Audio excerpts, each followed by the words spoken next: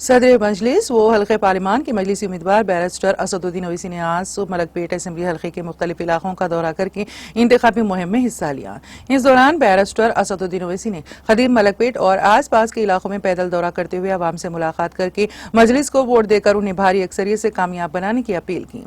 इस मौके पर अवाम की जानिब से बैरिस्टर असदुद्दीन ओवैसी का जगह जगह खैर मकदम किया गया और उनकी शॉल पोशी और गुलपोशी भी की गई।